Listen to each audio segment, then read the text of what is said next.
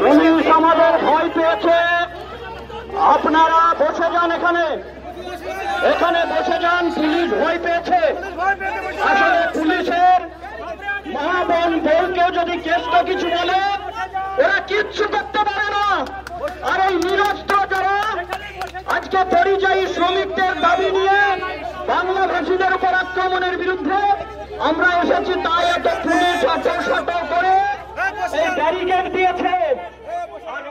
আজকে CITU, DYFI এবং ক্ষেত মজুর সংগঠনের পক্ষ থেকে গোটা ভারতবর্ষের বুকে বিভিন্ন রাজ্যে, বিজেপি শাসিত রাজ্যগুলিতে বাংলা ভাষায় পরিযায়ী শ্রমিকদের উপর যে আক্রমণ আনিয়ে আনছে, তার প্রতিবাদ জানিয়ে আজকে মুর্শিদাবাদে আজকে আমাদের এডিএমকে করেছে। গোটা দেশ জুড়ে পরিযায়ী শ্রমিকদের উপর আক্রমণ কেন? বাংলা ভাষায় কথা বললে আক্রমণ। আর আমাদের রাজ্যের মুখ্যমন্ত্রী চুপ করে বসে থাকবেন? আমাদের রাজ্যে মুখ্যমন্ত্রী চুপ করে বসে থাকবে? আমরা বলছি মুখ্যমন্ত্রীকে দায় নিতে হবে। বাংলার বাইরে বাংলার মানুষের উপর যদি আক্রমণ হয়, এর দায় মমতা বন্দ্যোপাধ্যায়ের। শুধু রাজনীতি করলে হবে না, পশ্চিমবঙ্গে কাজ নেই, এই বাংলায় কাজ নেই মমতা বন্দ্যোপাধ্যায়ের আমলে। সেই জন্য বাইরে পরিযায়ী শ্রমিকরা যাচ্ছে। পরিযায়ী শ্রমিকদের সুরক্ষার ব্যবস্থা করতে হবে এবং বাংলায় কাজের ব্যবস্থা করতে হবে। এই দাবি নিয়ে আজকে আমরা এখানে উপস্থিত হয়েছি। গোটা ভারতবর্ষে যেভাবে পরিযায়ী শ্রমিকরা, পশ্চিমবাংলার পরিযায়ী শ্রমিকরা বিভিন্ন রাজ্যে, যারা এই রাজ্যে কাজ না পেয়ে ভিন রাজ্যে বিজেপি শাসিত রাজ্যগুলিতে বিশেষ করে বাংলা ভাষায় কথা বলে বলে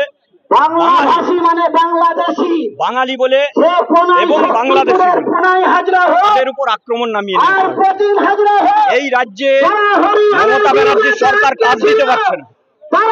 সেই জন্য শিল্প নাই, কলকারখানা নাই, সেই কারণে ভিন রাজ্যে যেতে বাধ্য হচ্ছে। এখানকার কৃষকের ফসলের দাম নেই, ক্ষেত মজুরের 100 দিনের কাজ নেই, আর যে কারণে তারা ভিন রাজ্যে যেতে হচ্ছে। এই যে ধুলিয়ানে যখন দাঙ্গা হলো, এই জেলার একজন সাংসদ মুর্শিদাবাদ লোকসভা কেন্দ্রের তিনি কি বললেন, পরিযায়ী শ্রমিকরা নাকি দাঙ্গা করে চলে যায়। আর অমনি শুভেন্দু অধিকারী বিজেপির নেতা তিনি বললেন যে আমরা যে বিজেপি শাসিত রাজ্যগুলিতে এই পরিযায়ী শ্রমিকদের দেখে নেব। তাহলে তৃণমূল এবং বিজেপি এই পরিযায়ী আক্রমণ, পরিযায়ীদের উপর, বাংলাভাষীদের উপর যে আক্রমণ হচ্ছে তার জন্য মূল দায়ী হচ্ছে একদিকে তৃণমূল আর একদিকে হচ্ছে বিজেপি। এই দুই সরকারের বিরুদ্ধে আমাদের লড়াই।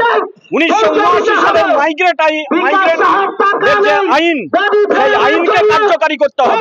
যারা পরিযায়ী শ্রমিক বাইরে বিভিন্নভাবে মারা যাচ্ছে তাদের জন্য 10 লক্ষ টাকা করে ক্ষতিপূরণের ব্যবস্থা করতে হবে, 26,000 ন্যূনতম মজুরির ব্যবস্থা করতে হবে। এই অনেকগুলো দাবি নিয়ে প্রশাসনের কোন রকমের ভূমিকা নেই। সেই তার জন্যই আমরা ডিএম এর কাছে এসেছি। ডিওয়াইএফআই, ক্ষেত মজুর ইউনিয়ন এবং সিআইটি এর পক্ষ থেকে আজকে ডিএম এর কাছে ডেপুটেশন। আর এই অপদার্থ পুলিশ যারা তৃণমূলের বিরুদ্ধে,